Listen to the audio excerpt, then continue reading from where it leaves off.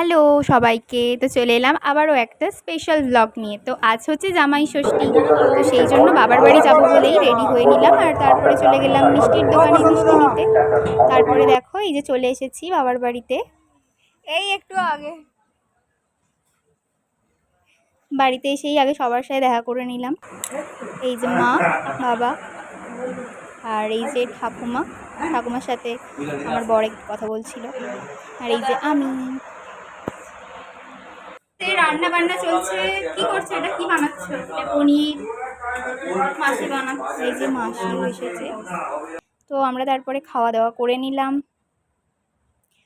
আমরা আসতে অনেকটাই লেট করে ফেলেছি, তো সেই জন্য অল্প করেই আগে ফলারটা করে নিলাম।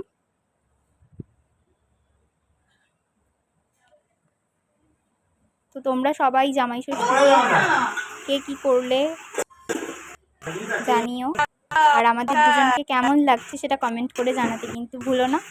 দেখা হচ্ছে নেক্সট ব্লগে। আর এই ছিল আমাদের জামাই ষষ্ঠীর দুপুরবেলার আয়োজন, দেখতেই পাচ্ছ। আর ও প্রচুর লজ্জা পায়, ওই জন্য ভিডিও খুব একটা আসতে চায় না। আর মাও খুব লজ্জা পাচ্ছিল, কিন্তু আমি তাও ওদেরকে ভিডিও নিয়েছি। তো যা সমস্ত রিচুয়ালসগুলো থাকে সেগুলো হচ্ছিল ষষ্ঠীর।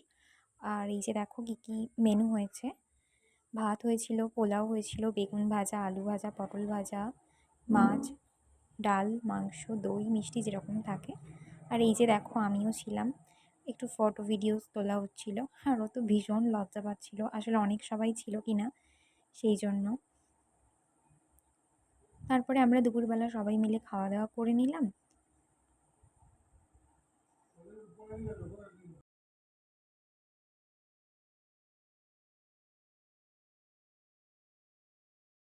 Hello, good evening.